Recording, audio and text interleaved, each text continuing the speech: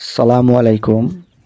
আমরা যারা দেশি মুরগি লালন পালন করে থাকি, অনেক সময় একটু টেনশনে থাকি বা দুশ্চিন্তায় থাকি যে বাচ্চা এতদিন ধরে লালন পালন করতেছি অথচ এর কোনো ওয়েট আসতেছে না বা বাচ্চা তেমন কোনো বড় হচ্ছে না।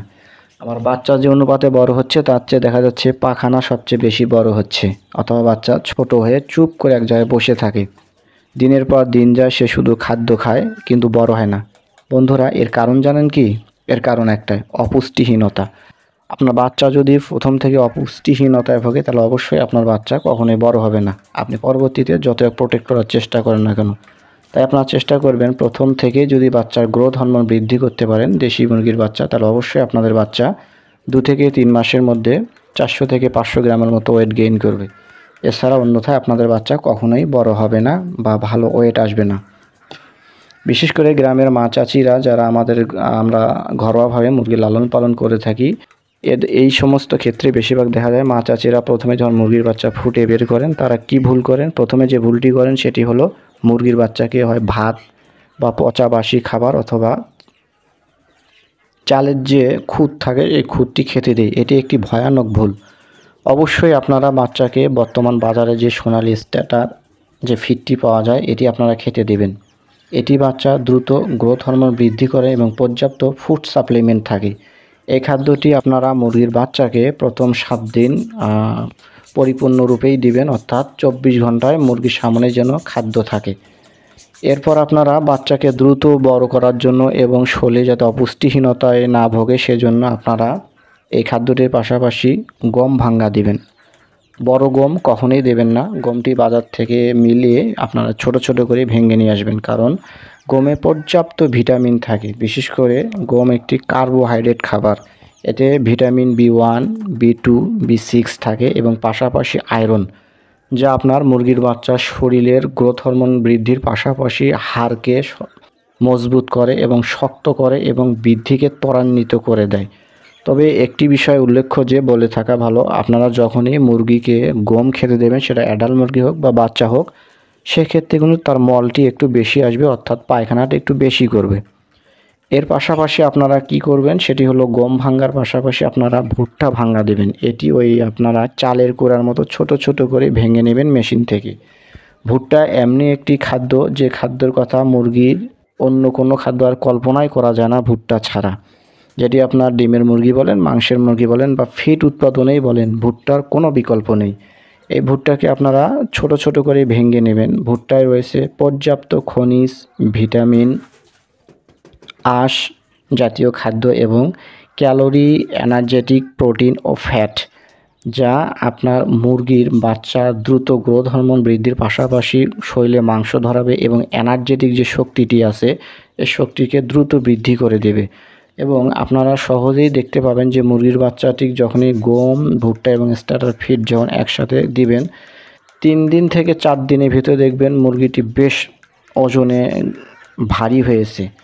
এটি একদম সম্পূর্ণ প্রমাণিত। তবে যখন আপনারা এই খাদ্য 3টি একসঙ্গে মিক্সড করে দেবেন, সেক্ষেত্রে আপনারা প্রতিনিয়ত আর খাবার পটে খাবার রাখার প্রয়োজন নেই। আপনারা সকালে, দুপুরে এবং বিকালে 3 বেলা দেওয়ার চেষ্টা করবেন, তাহলে দেখবেন যে আপনাদের মুরগির বাচ্চা খুব দ্রুত বৃদ্ধি পাবে।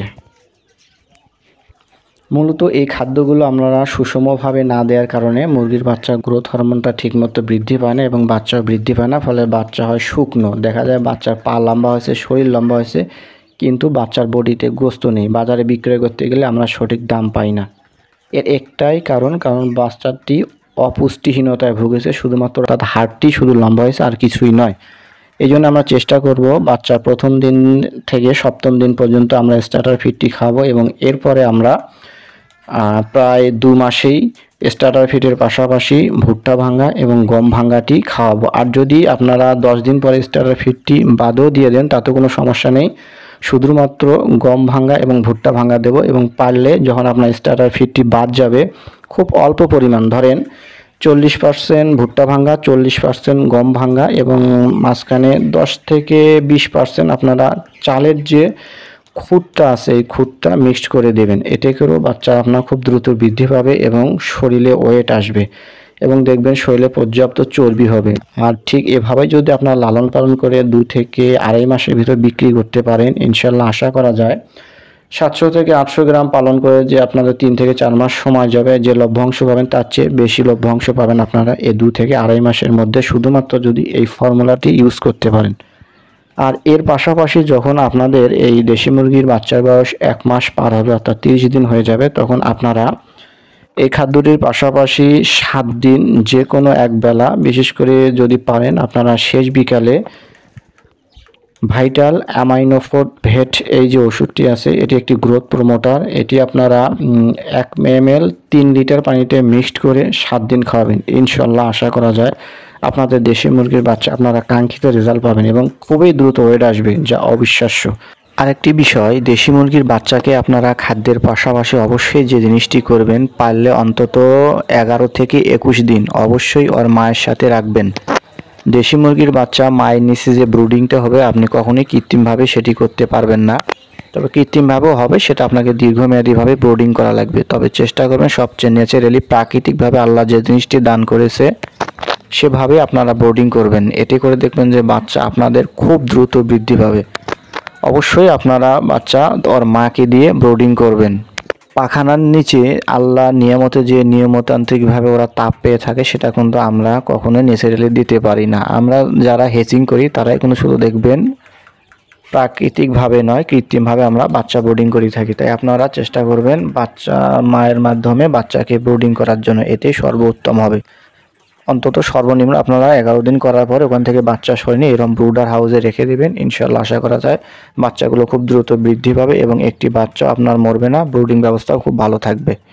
তো বন্ধুরা, আশা করি আমার এই পরামর্শটুকু ভালো লাগলে আপনারা চ্যানেলটি সাবস্ক্রাইব করে আমার পাশে থাকবেন এবং আপনাদেরও কোনো অভিজ্ঞতা থাকলে তা কমেন্ট বক্সে এসে জানিয়ে দেবেন, যা পরবর্তী সময় আমি নতুন নতুন উদ্যোক্তা অথবা গ্রামে যারা মুরগি লালন পালন করেন তাদেরকে আমি জানিয়ে দেবো।